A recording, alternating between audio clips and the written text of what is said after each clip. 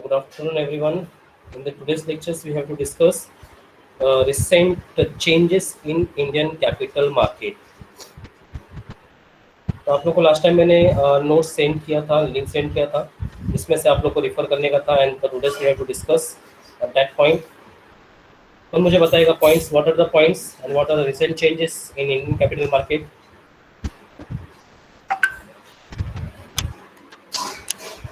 Anyone? Yes, sir. Okay. First changes, economic liberalization due to Indian capital market. Sir, explain भी करना होगा. नहीं सिर्फ points. Okay. First point, economic liberalization due to Indian capital market. Second, promoting more private sector. Third, promotion of mutual funds. Fourth, regulation of NRI investments. Fifth, direct foreign investment. Sixth, FERA, Foreign Regulation Act companies. Seventh, online trading in Indian capital market. Eighth, transparency through online trading. Ninth, national stock exchange. 10th, sensitive index in Indian capital market. 11th, circuit breaker in Indian capital market. 12th, dematting of shares in Indian capital market. 13, market makers in Indian capital market. 14, Securities and Exchange Board of India. 15th, renewal of registration over 16th, over the counter exchange of India. 17th, merchant banker. 18th, non-banking financial companies. 19th, forward trading in Indian capital market. 20, Badla transaction in Indian capital market. 21, restrictions on mutual funds investment. 22, educating public. 23, government securities market. 24, future trading in Indian capital market. 25, penalty for insider trading in Indian capital market. And 26, period of settlement in Indian capital market. Okay, very good, excellent. 38. Anybody else?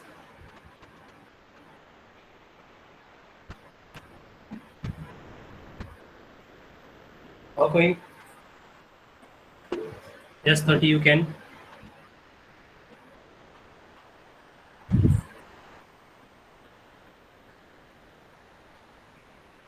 Roll number 7030 you can.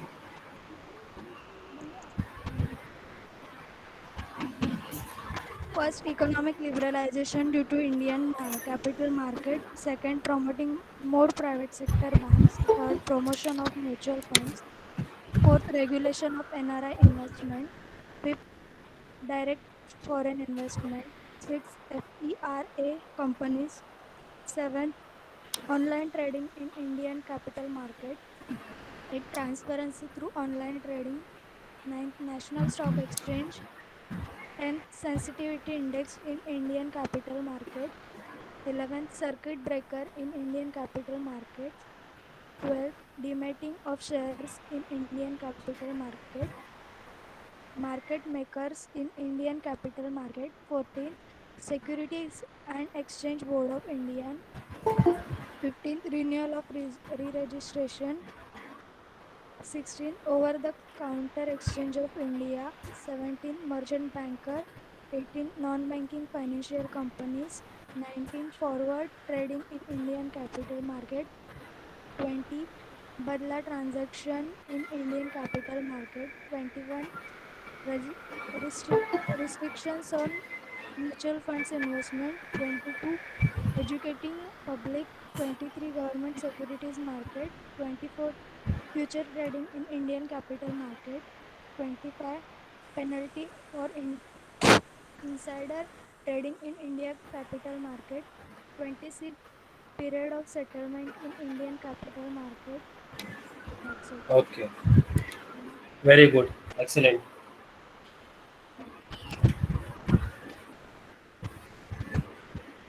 So दो लोग ने 26 point तक explain किया, बता दिया मुझे points recently changes in Indian capital market. बाकी लोग, आप लोग भी अपना आंसर्स चैट बॉक्स में मेंशन कर सकते हो. At least 10 point, at least 8 point. अभी कोई एक्सप्लेन, अभी कोई नहीं भेजेगा. जब मैं पूछूंगा किसी से तब बराबर कोई भेजते हैं.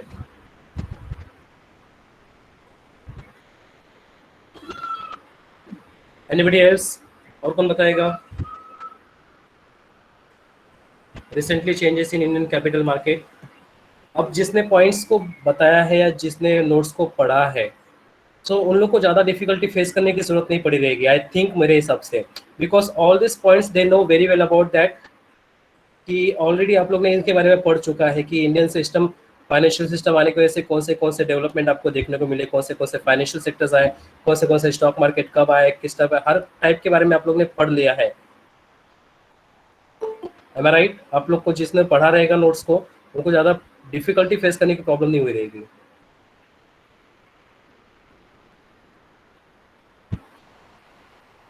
जिसने सीरियसली ये नोट्स को पढ़ा रहेगा, मैंने जो नोट्स भेजा रहेगा उसको, ये रिसेंटली चेंजेस में 25 का 2500 पॉइंट समझ में आ गया रहेगा कि हाँ ये सब हुए हैं, ये सब आप लोग को डेवलपमेंट देखने को मिला, आपने इनको बारे में पढ़ा भी है, किसी ना किसी पॉइंट में आपने इसको पढ़ा है, रेफर किया है।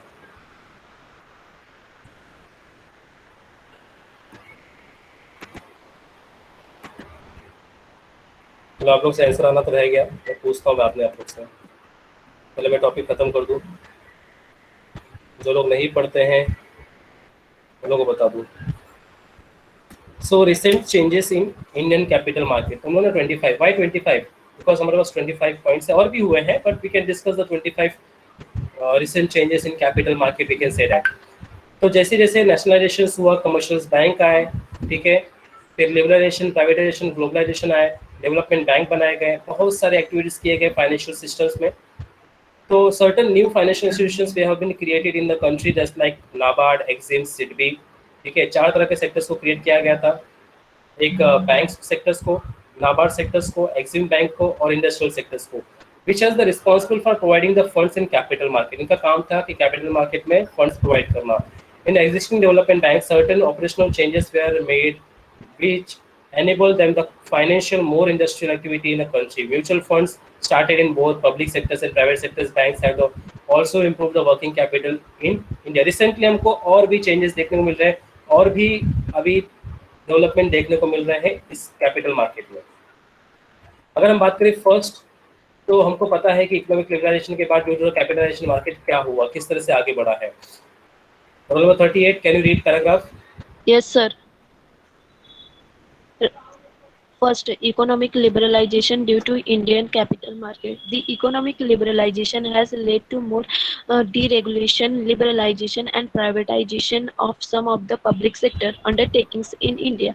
This has resulted in the shares of some of the public sector undertaking being made available to the public. The industrial policy adopted by the government earlier did not allow investment in core sector by either individuals or private sector, but with the privatization of some of the public sector undertakings, the shares are now available to the public for contribution.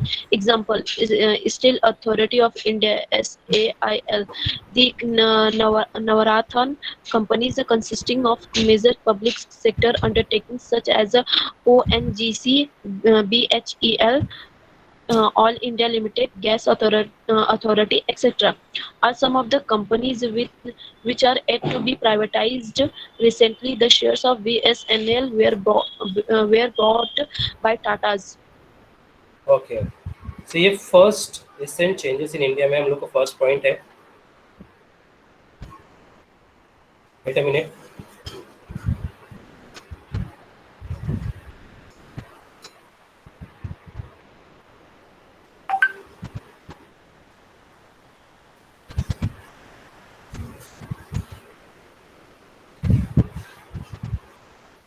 Okay. So first है economic liberalisation. आप लोग को याद होगा liberalisation policy आया था 1991 में, industrial liberalisation, industrial policy जिसको बोलते हैं, या इकोनॉमिक पॉलिसी जिसको बोलते हैं, जिसकी वजह से प्राइवेटाइजेशन, ग्लोबलाइजेशन एंड लिबरलाइजेशन हुआ था। प्राइवेटाइजेशन हुआ था, most of the public companies को कन्वर्ट करके प्राइवेट सेक्टर्स भी ओपन किए गए।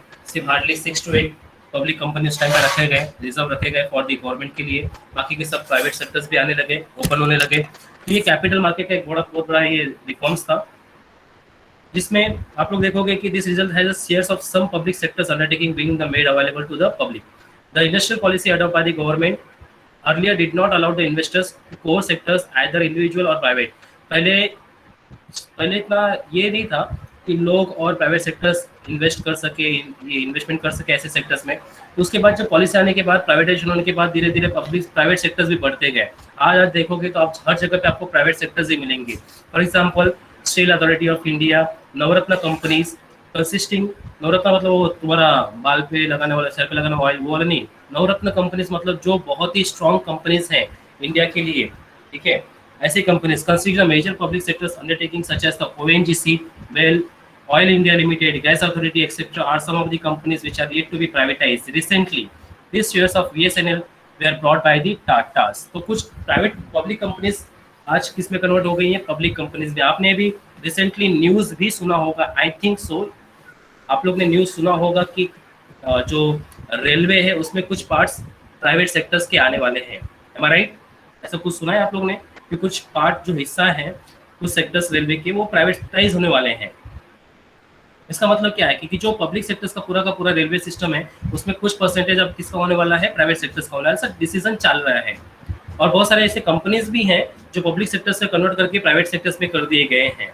जस्ट लाइक एयरपोर्ट, अगर तुम एयरपोर्ट के एयरलाइंस को देखोगे तो उसमें बहुत सारी प्राइवेट कंपनीज भी इन्वॉल्व है। तो ये है हमारा रिसेंट चेंजेस कि लिबरलाइजेशन के बाद इकोनॉमिक लिबरलाइजेशन मतलब प्राइवेट कंपनीज भी इन्वॉल्व कर सकते हैं, पार्टिसिपेट कर सकते हैं, इन्वेस्ट कर सकते हैं पब्लिक कंपनीज में। They are also taking the advantage of this sectors. Next second point है promoting of more private sectors bank. Private sectors bank को अगर आप देखोगे तो आज के आपके पास बहुत सारे प्राइवेट सेक्टर्स बैंक है, ICICI, HDFC बैंक, ठीक है, IDBI बैंक, ऐसे आपको बहुत सारे प्राइवेट सेक्टर्स बैंक दिखेंगे। पब्लिक सेक्टर्स कम दिखेंगे, प्राइवेट सेक्टर्स ज़्यादा दिखेंगे। तो ये भी प्रमोट किया गया है, डेवलप किया गया है प्राइवेट सेक्टर्स बैंक को। ये कैपिटल मार्केट का और एक रिफॉर्म्स है। Opening more private sectors bank in result in public contributions of shares based bank Indian capital market. Recently, government has announced 74% equity participation by foreigners in private sectors bank. This has not only promoted new banks but also paved the way of merge of the existing bank with other banks के साथ। Example आपको देखने को मिलेगा bank of Mathura with ICICI bank, और आपको देखने को मिलेगा PMC Punjab and Maharashtra corporation bank. तो बहुत सारे बैंक्स मर्ज भी हो जाते हैं, ये बेनिफिट्स भी हैं। अंडरस्टैंड, एक तरह का बेनिफिट भी बोलो, एक तरह का आप डिसएडवांटेज भी बोल सकते हो। तो ये प्रमोशन देखने को मिला है प्राइवेट सेक्टर्स बैंक में। नेक्स्ट है point number third, promotion of mutual funds भी हुआ है।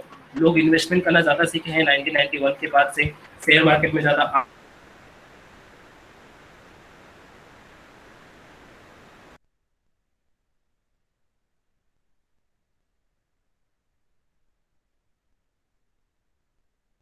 Point number third, A division 7024।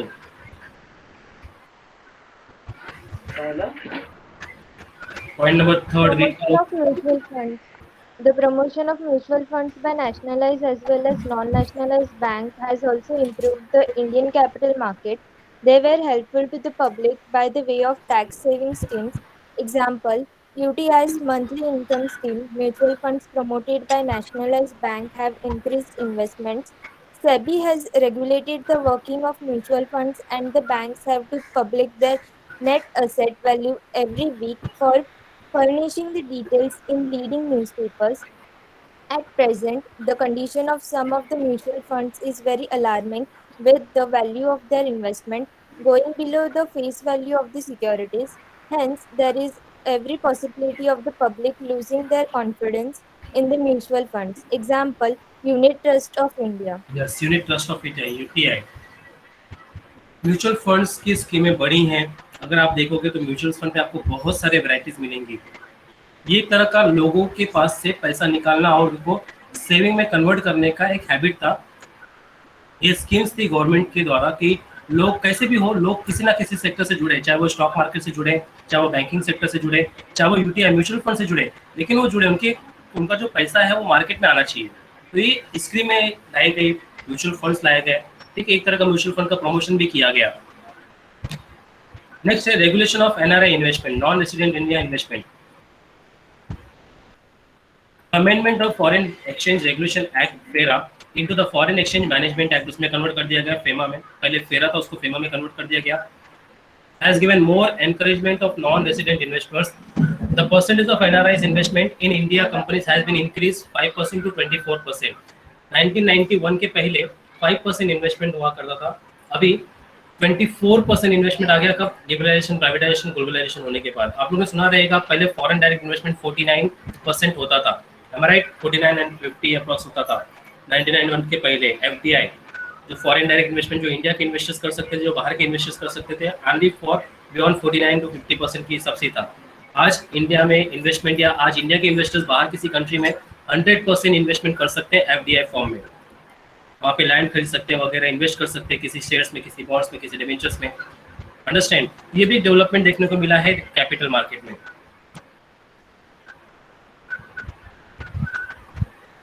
India faced the actual shortage of foreign currency, foreign exchange, and then finance minister adopted certain methods to improve the foreign exchange reserves. He allows the investment by the any individual NRI in any Indian company from the then existing 5% paid up capital to 24% तक आप कर सकते हो investment.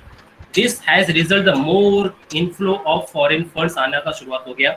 Foreign financial institutions has been made of the investment directly to the Indian capital market. The lock period in NRI equities shares in India capital has been reduced 3 years to 1 year पे आ गया. Any profit earned while diluting shares will be attract 20% tax on profit. तो ये तरह के regulations किए गए, NRI का investment बढ़ा दिया गया, ठीक है। ये सब पॉसिबल हुआ किसकी वजह से? LPG, liberalisation, privatisation and globalisation policy आने के बाद। then a direct foreign investment, FDI, Foreign Direct Investment, Foreign Investment Promotions Board, consisting the secretaries of industries, finance, foreign affairs, has allowed more direct foreign investment in core sectors, especially in power sectors. And FERA companies, under the Foreign Exchange Regulations Act, companies one each has 40% equity participation by foreigners. Okay, this limit has been removed, and now even foreign companies are allowed to have 51% equity participation. For example, Colgate, Palmolive has increased the foreign equity participation 40 to 51%. As a result, we are able to attract more foreigners' capital into the Indian capital market. The FERA Act has a since amendment now as known as Foreign Exchange Management Act. ये फेरा company, फेरा act भी बनाया गया था कि foreign company की holding हमारी कंपनी में कर सकते हैं। इसका एक ही था कि जो फॉरेन कंपनीज है, आज आपने ये भी सुना रहेगा कि जो गवर्नमेंट अनाउंस करती है, स्कीमें अनाउंस करती हैं, जापानीज कंपनी है, जो सैमसंग कंपनी है, जो भी ये जो गवर्नमेंट है, जो पहले की गवर्नमेंट है, वो क्या चाहती थी आप लोग को पता है? वो ये करना चाहती है कि जो बाहर कंपनी आप लोग प्रोडक्ट कर रहे हो, आपकी कंपनी है, लोग माल आप वहाँ से एक्सपोर्ट करोगे, मतलब हम लोग यहाँ पे इंपोर्ट करेंगे उनका माल, फिर उसके बाद जो भी पैसा आएगा उनको भेजना पड़ेगा। तो एक काम करो ना, आप बाहर क्यों हो, आप हमारी कंपनी में आ जाओ, हमारी कंपनी में जगह ले लो, वहाँ पे ऑपरेट करो। इससे हमारी कंपनी, इससे हमारी कंट्री का एम्प्लॉयमेंट बढ़ेगा, ठीक है, कैपिटल रेज होगा, और हमारी कंट्री का जो रहेगा आप सिर्फ प्रॉफिट कमाओगे उससे, बाकी सबका सब जनरेशन डेवलपमेंट कहाँ पे होगा? इंडिया में ही होगा। तो इस तरह के शेयर्स, इस तरह के एक्टिविटीज उनको लिए किया गया। अभी भी वो प्रोडक्शन चालू है, अभी वो जो प्रोसीजर है वो चल रहा है कि बहुत सारी कंपनीज को, जापानीज कंपनीज को और ऐसी कंपनीज को इंडिया में बुला रहे हैं कि आप लोग यहाँ पे रह के ऑपरेट करो।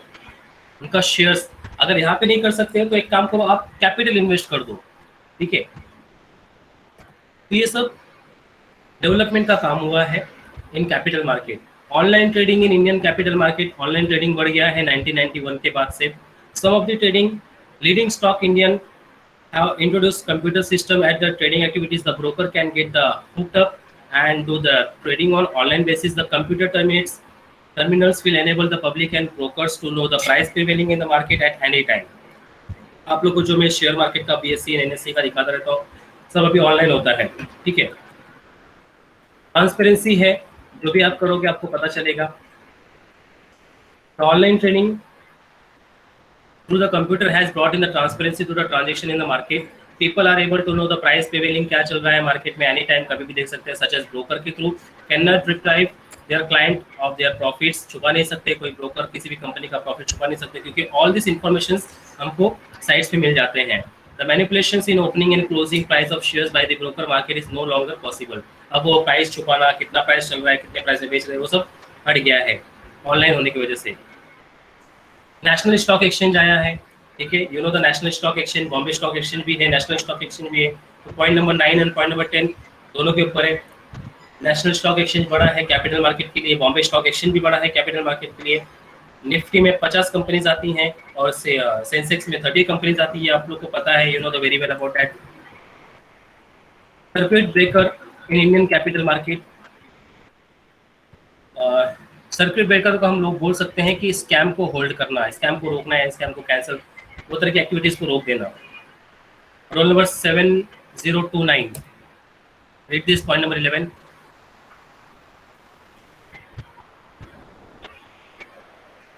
Yes, sir. Circuit breaker in Indian capital market.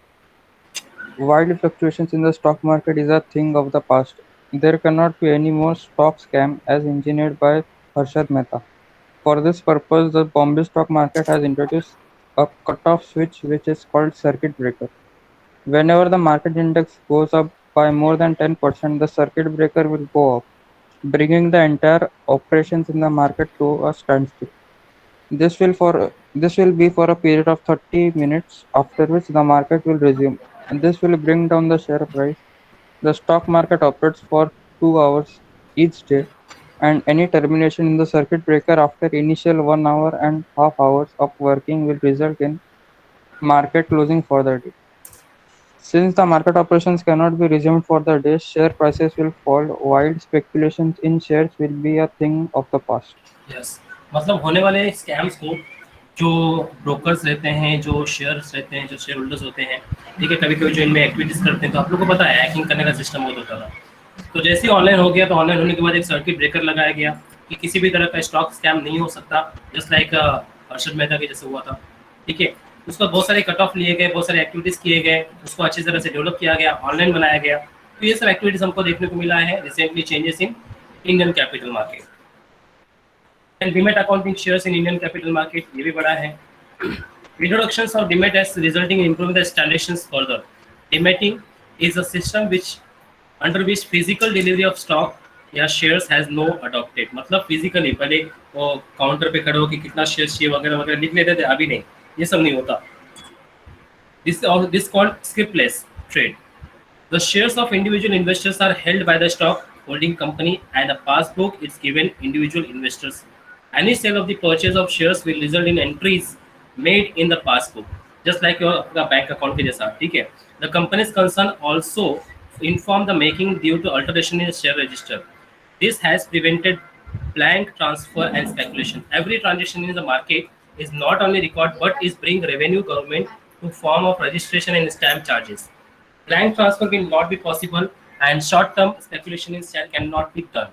Every shares purchased and sold will have the go registration, hence the bogus और बेनामी shares transfer is not possible. तो एक तरह का point number 11, point number 12 share market से जुड़ा हुआ है। स्कैम को रोकना और किसी भी तरह का फिजिकल ट्रेडिंग नहीं होने देना, सब ऑनलाइन, सबका सब ऑनलाइन। एक पासबुक के जरिए आप खरीदो, आपके अकाउंट में रिकॉर्ड हो जाएगा, आप बेचो, आपके इसमें रिकॉर्ड हो जाएगा। बाकी किसी भी तरह का कोई बेनामी ट्रांजेक्शन या कोई किसी भी तरह का कोई बोगस शेयर ट्रांसफरेबल आपको देखने को नहीं मिलेगा। ये इंडियन कैपिटल मार्केट ने डेवलप किया है। Understood? All these points you know the very well about that. आप लोग ने पहले से ये पढ़ते आ रहे हो, समझा आप लोग को यहाँ तक?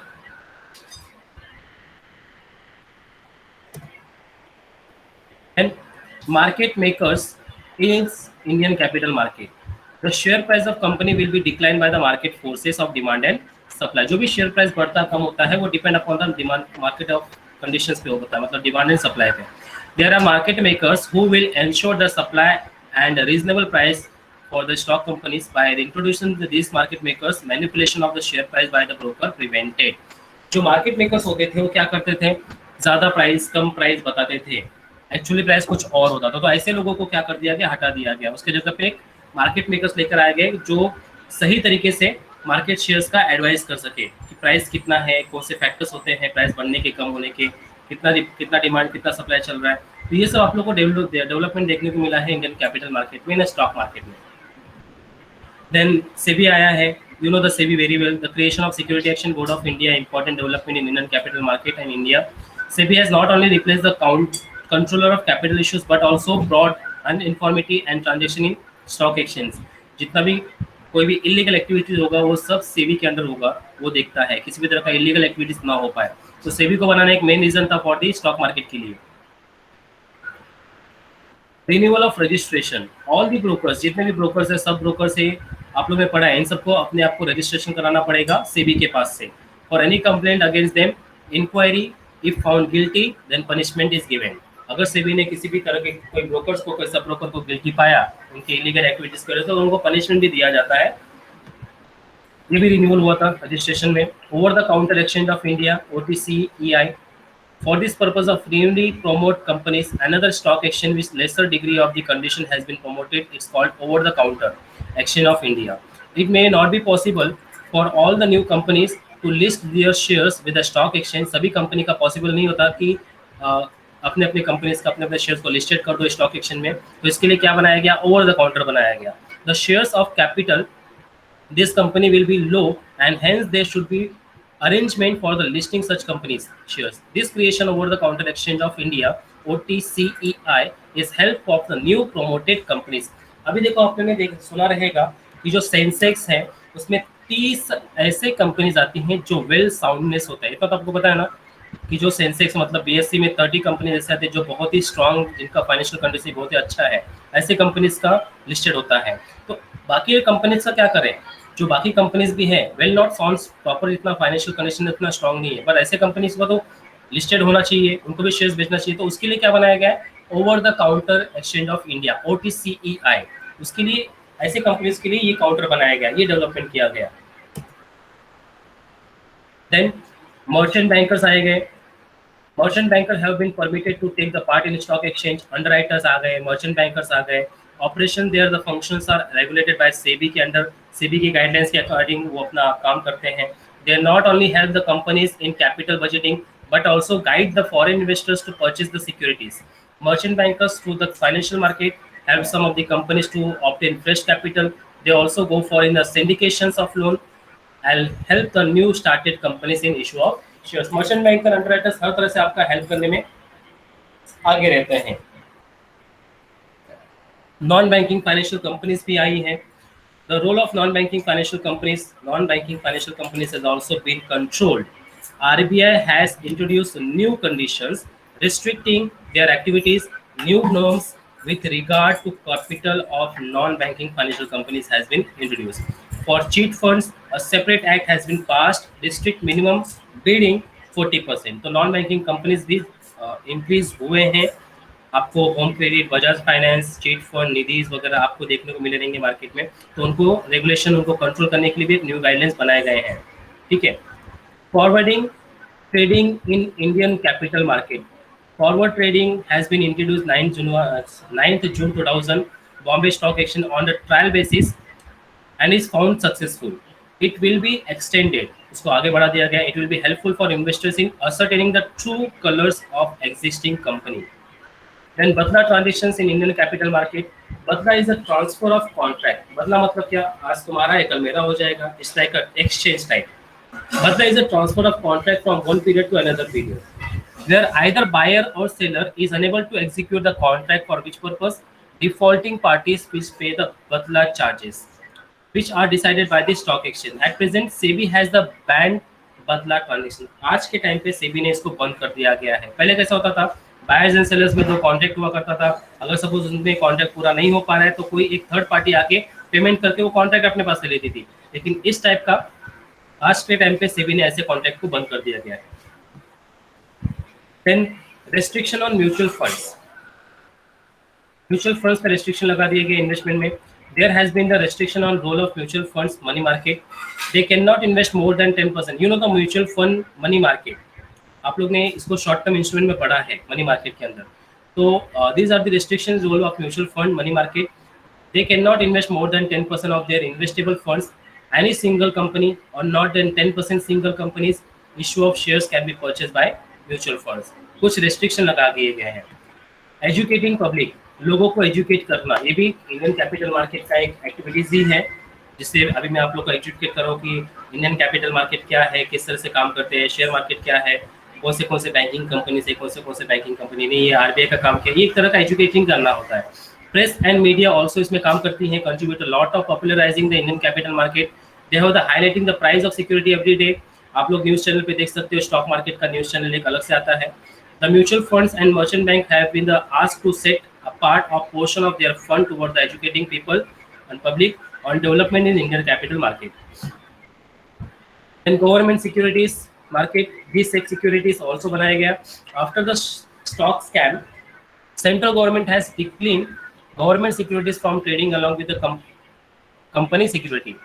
In other words, there will be a separate market of government security will be not be dealt along with the company security in the stock market. The measures of was taken, Dr. Manmohan Singh he was the prime minister. So G-Sec security at that time बनाया गया था under the Dr. Manmohan Singh as a finance minister जब थे।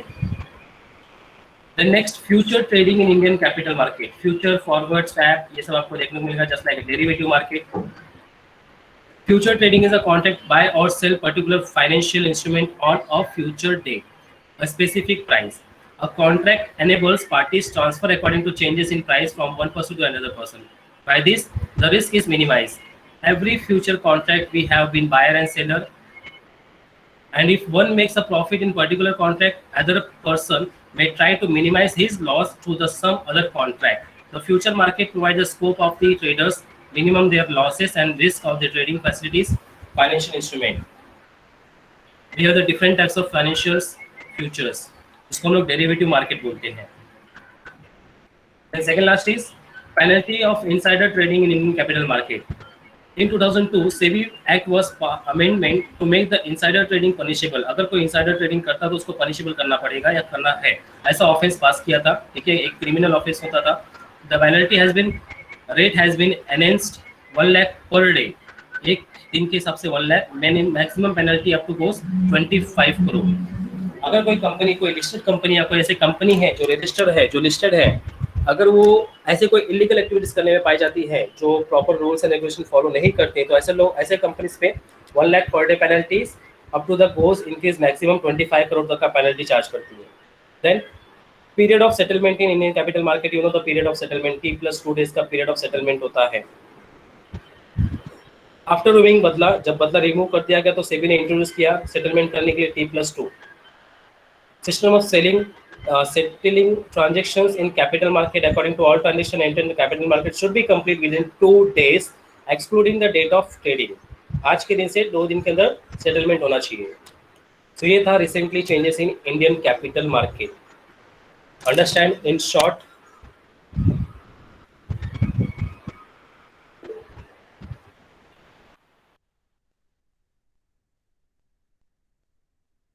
तो मैंने इसके लिए इतना फास्ट आप लोगों को बताया क्योंकि all this points you know, आप तो जान चुके हो ये सब पॉइंट्स को। ब्रोकर्स आ गए, डेरिवेटिव मार्केट आ गए, बॉम्बे स्टॉक एक्सचेंज आ गया, सेबी आ गया, डेवलपमेंट बैंक आ गए, बहुत सारे एक्टिविटीज आपको देखने को मिल रहा है। उसके अंदर इंप्रूवमेंट भी आपको देखने को मिल रहा है। हाँ ठीक है, कुछ हादसे के बाद इंप्रूवमेंट देखने को मिल रहा है, लेकिन इंप्रूवमेंट हो रहा है। अंडरस्टैंड, जब कोई स्कैम हो जाता है, जब कोई हादसा होता है, उसके बाद ही इंप्रूवमेंट हमको देखने को मिलता है। उसके पहले इंप्रूवमेंट सिर्फ जस्ट लाइक ऑन पेपर रहता है कि हम ये करेंगे, जब वो हो जाता है उसके बाद एक्ट लागू हो जाता है।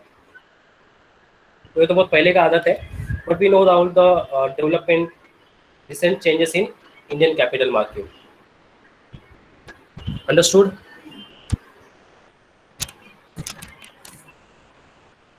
किसी को कोई डाउट है?